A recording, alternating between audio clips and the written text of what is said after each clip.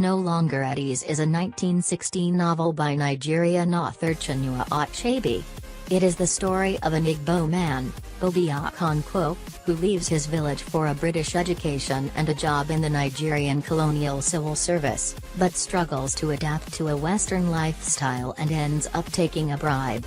The novel is the second work in what is sometimes referred to as the African trilogy, following Things Fall Apart and preceding Arrow of God.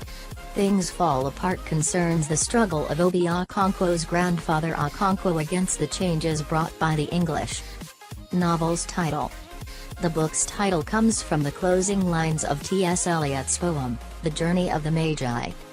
We return to our places, these kingdoms.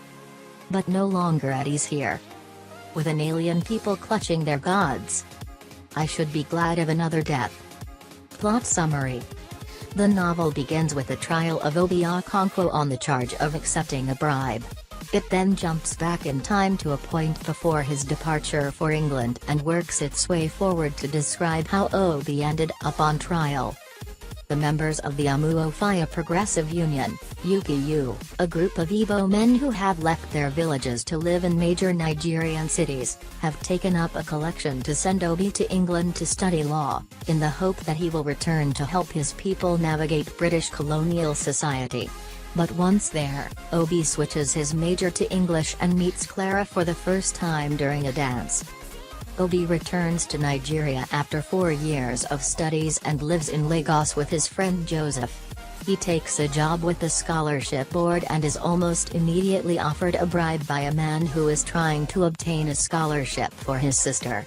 When Obi indignantly rejects the offer, he is visited by the girl herself, who implies that she will bribe him with sexual favors for the scholarship, another offer Obi rejects. At the same time, Obi is developing a romantic relationship with Clara Ok, a Nigerian woman who eventually reveals that she is an OSU, an outcast by her descendants, meaning that Obi cannot marry her under the traditional ways of the Igbo people of Nigeria.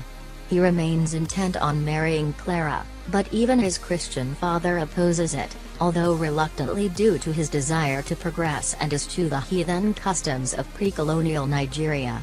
His mother begs him on her deathbed not to marry Clara until after her death, threatening to kill herself if Obi disobeys. When Obi informs Clara of these events, Clara breaks the engagement and intimates that she is pregnant. Obi arranges an abortion, which Clara reluctantly undergoes, but she suffers complications and refuses to see Obi afterwards. All the while, Obi sinks deeper into financial trouble, in part due to poor planning on his end, in part due to the need to repay his loan to the UPU and to pay for his siblings' educations, and in part due to the cost of the illegal abortion. After hearing of his mother's death, Obi sinks into a deep depression and doesn't go home for the funeral. This is because he thought that the money he would have used to go and come back would be better served in the funeral and to help out across the house.